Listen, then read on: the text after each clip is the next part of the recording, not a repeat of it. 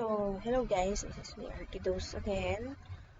For today, ang gagawin, ituturo ko naman sa inyo paano ba gumawa ng layers sa AutoCAD. Usually kasi, ginagamit talaga ang layers. Importante yan. Lalo na kapag mga walls, yan. Mga major walls, minor walls, mga interior walls yun. So, even the fixtures, and the steps, and doors, may mga designated or parang may mga dapat silang mga kulay, may mga like color blue for the major, for example lang ha, blue for major walls or the exterior walls, red for the interior walls. It's up to you if what color you want na gamitin sa layer. So, importante siya. Why? For example, may gusto kong i-off or para hindi magalaw yung iba, ita-turn off mo yun. So, hindi mo makikita. Kagaya niya, nawala yung blue. So, ito yung mga layers na ito naman yung mga common na nagagamit. Siyempre, minor, major, ganyan. Furniture, landscape, even the columns, diba? Landscape. So, let's start. Turo ko na sa inyo. Pindutin nyo lang muna sa taas na layer properties. And then, ito yung lalabas. So, after nun, kung gusto nyo gumawa ng panibagong layer, pindutin nyo lang to. Yung layer. Then, create kayo, for example, railings. Or, wait, ano pa ba? Columns. Ano lang, column, color red. Column, type nyo yung color red. Hanapin nyo yung red. Then, continuous. Ano ba meron dyan? May dash line. Di ba may iba-iba tayo yung gamit na line kasi sa paggawa ng plans. So, continuous. Ginagamit natin. And dash, if you may hidden lines. Mga hidden lines. And then, pag property line, may dash. Diba? Dash yan. Iba't iba. So, even the mga ABC, mga reference natin, iba-iba yun. So, ayun yung line type. Line type yun, line type. Color, kung naka-open o naka-off. Pwede nyo rin siyang i-lock. Hindi madidelete pag naka-lock or may-edit. So, pag line weight, ito naman mamimili ka.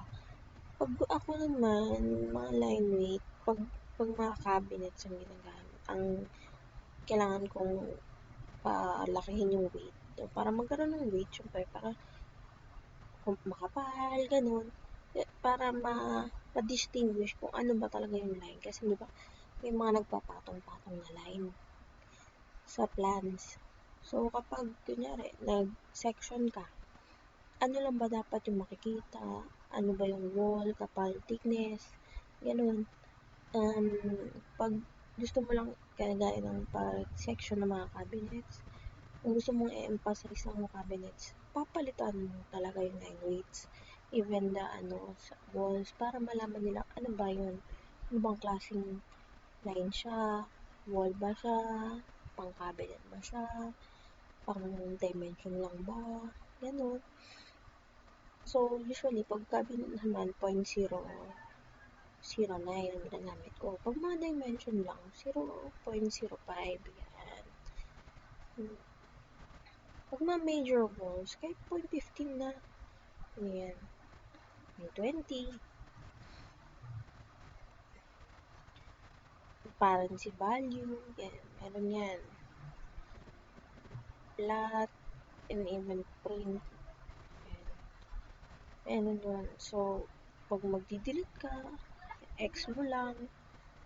pag gusto mong ang magiging active na the layer is yung major, yung major or yung kunwari ko, yung volume, ito yung magiging pag pag chinek at naka-check in din sa layer properties mo, ang mangyayari, ang magagamit mong line dito,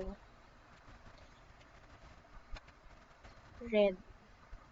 So, kapag naman, ang ginawa nating check, fixtures or furnitures, pag mo dito, pag mo dyan, pag line mo, color green din, kung anong kulay nun.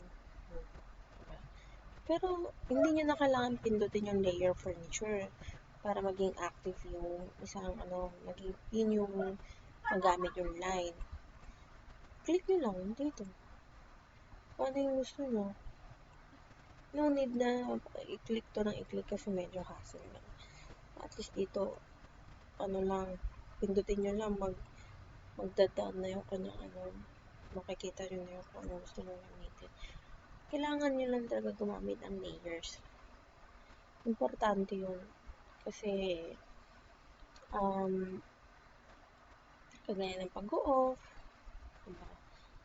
Hindi lang pag-o-off, at least malaman mo kung ano ba siya, furniture ba siya, wall ba siya, door ba siya. Yun yung nagsiseparate dun sa ibang lines. Yung layer. So, pag puro white lang yan, yung plan mo, hindi mo maintindihan. Puro white na lang nakikita mo. Yung sabi na, wall ba to? Furniture pala yan. Ganon. Kaya, need ng layers. Kaya,